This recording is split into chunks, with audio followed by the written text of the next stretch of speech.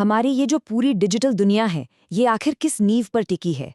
आज हम इसी अदृश्य नींव को समझने वाले हैं। मतलब हम खोलेंगे सॉफ्टवेयर बनाने वाले आर्किटेक्ट का सबसे जरूरी टूल किट, जिसका नाम है डेटा स्ट्रक्चर्स। तो चलिए शुरू करते हैं। कभी सोचा है कि ये सब होता कैसे है? मतलब कोई सोशल मीडिया ऐप कैसे फौरन दोस्तों के दोस्तों को दिखा देता है, या फिर गूगल मैप्स पलक झपकते ही सारा ट्रैफिक देखकर सबसे बढ़िया रास्ता कैसे बता देता है। देखिए, ये कोई जादू तो है नहीं, ये सब कुछ एक बहुत ही स्मार्ट ऑर्गेनाइजेशन का नतीजा है। और उस ऑर्गेनाइजेशन का सीक्रेट यही है, डेटा स्ट्रक्चर्स। इन्हें आप सॉफ्टवेयर का एक तरह का आर्किटेक्चरल ब्लूप्रिंट समझ सकते हैं। यही वो चीज़ है जो तय करती है कि इन्फॉर्मेशन को कैसे रखा जाएगा, कैसे ऑर्गेनाइज किया जाएगा और कैसे एक्सेस किया जाएगा, ताकि हमारे ऐप्स इतने तेज और इतने कुशल हो सकें। तो इस सफ़र में हम क्या क्या देखने वाले हैं? सबसे पहले हम डेटा के ब्लूप्रिंट को समझेंगे, फिर देखेंगे इसके बुनियादी बिल्डिंग ब्लॉक्स क्या हैं। इसके बाद हम देखेंगे कि डेटा को एक सीधी लाइन में कैसे सजाया जाता है, और फिर जानेंगे कि जटिल रिश्तों के नक्शे कैसे बनते हैं। और आखिर में हम इस पूरे अदृश्य आर्किटेक्चर की एक बड़ी तस्वीर देखेंगे। तो चलिए सबसे पहले बात करते हैं डेटा के ब्लूप्रिंट की। देखिए, जैसे कोई भी बड़ी इमारत बनाने से पहले एक मजबूत नक्शा चाहिए होता है ना, ठीक वैसे ही एक बेहतरीन सॉफ्टवेयर के लिए भी एक ठोस योजना बहुत जरूरी है। तो सवाल यह है कि डेटा स्ट्रक्चर आखिर है क्या चीज़? देखिए, आसान भाषा में कहें तो ये कंप्यूटर में इंफॉर्मेशन को रखने, संभालने और ऑर्गेनाइज करने का एक खास तरीका, जिससे काम बहुत तेजी से हो सके। इसका बस एक ही मकसद है, एफिशिएंसी, ताकि डेटा को खोजना हो, उसमें कुछ नया जोड़ना हो या कुछ हटाना हो, सब कुछ पलक झपकते ही हो जाए। ठीक है, तो अब हमें प्लान तो पता चल गया। तो अब बारी है इसके बिल्डिंग ब्लॉक्स को देखने की। ये डेटा के सबसे छोटे और सबसे बुनियादी हिस्से हैं, बिल्कुल किसी इमारत की ईंटों, नट और बोल्ट्स की तरह। इनको हम कहते हैं प्रिमिटिव डेटा टाइप्स। ये सबसे बेसिक हैं। जैसे इंट का मतलब हुआ पूरी संख्याएं, 5 या 100। 4 यानी कोई एक अक्षर, मान लीजिए ए। भूल तो और भी सिंपल है, बस सही या गलत। फ्लोट होता है दशमलव वाली संख्याओं के लिए। और पॉइंटर, इसे आप एक साइन बोर्ड की तरह समझ सकते हैं, जो बताता है कि मेमोरी में कोई और जानकारी कहाँ रखी है। ये हमारे टूलकिट के सबसे बेसिक औजार हैं। तो चलिए अब इन बुनियादी ब्लॉक्स को एक साथ रखना शुरू करते हैं। सबसे सीधा और सरल तरीका क्या है?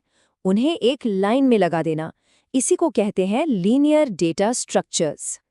अब देखिए, इन लाइनों को बनाने के भी दो तरीके हैं। पहला है स्टैटिक, जिसमें साइज पहले से ही फिक्स होता है और उसे बदला नहीं जा सकता। और दूसरा है डायनामिक, जो ज़रूरत के हिसाब से छोटा या बड़ा हो सकता है। इसे ऐसे समझें, जैसे एक मजबूत बक्सा है जिसका आकार फिक्स्ड है, और एक लचीला बैग जिसे आप खींचकर बड़ा कर सकते हैं। तो स्टैटिक का सबसे क्लासिक उदाहरण है एरे। इसे एक अंडे के कार्टन की तरह सोचिए। इसमें एक फिक्स नंबर में स्लॉट होते हैं और हर स्लॉट में एक ही तरह की चीज होती है, मतलब अंडा। और सबसे अच्छी बात, अगर आपको स्लॉट का नंबर पता है तो आप सीधे किसी भी स्लॉट पर जा सकते हैं, जो इसे बहुत तेज बनाता है। लेकिन सोचिए, अगर हमें पहले से पता ही ना हो कि कितने अंडों की जरूरत पड़ेगी। बस यहीं पे काम आते हैं dynamic structures. Link lists, stacks और क्यूज, ये ऐसे लचीले कंटेनर हैं जो जरूरत पड़ने पे बड़े या छोटे हो सकते हैं। अब इनमें से स्टैक्स और क्यूज दोनों ही बड़े काम के हैं, लेकिन दोनों के काम करने का तरीका बिल्कुल अलग है। और यही अंतर ये तय करता है कि कौन सी प्रॉब्लम के लिए किसे इस्तेमाल करना है। स्टैक चलता है लास्ट इन फर्स्ट आउट या लाइफो के नियम पर, मतलब जो आखिर में आया वो पहले जाएगा। वहीं क्यू चलता है फर्स्ट इन फर्स्ट आउट या फीफो के नियम पर, मतलब जो पहले आया वो पहले जाएगा। चलिए स्टैक को थोड़ा और समझते हैं। सोचिए कि प्लेटों का एक ढेर है। जब आप एक नई प्लेट सबसे ऊपर रखते हैं, उसे कहते हैं पुश। एक और प्लेट रखी, वो भी पुश। और जब आप सबसे ऊपर वाली प्लेट उठाते हैं, उसे कहते हैं पॉप। ध्यान दीजिए, वही प्लेट उठाई गई जो सबसे आखिर में रखी थी। वेब ब्राउज़र का बैक बटन बिल्कुल ऐसे ही तो काम करता है। और दूसरी तरफ है क्यू। ये बिल्कुल किसी दुकान की चेकआउट लाइन की तरह है। जो इंसान लाइन में सबसे पहले लगता है, उसे ही सबसे पहले सर्विस मिलती है। ये है फर्स्ट इन फर्स्ट आउट। इसका एक बेहतरीन उदाहरण है प्रिंटर क्यू। जब प्रिंटर को कई डॉक्यूमेंट भेजे जाते हैं तो वो उन्हें इसी क्रम में प्रिंट करता है। लेकिन असल दुनिया में सारी जानकारी एक सीधी लाइन में तो फिट नहीं होती है ना।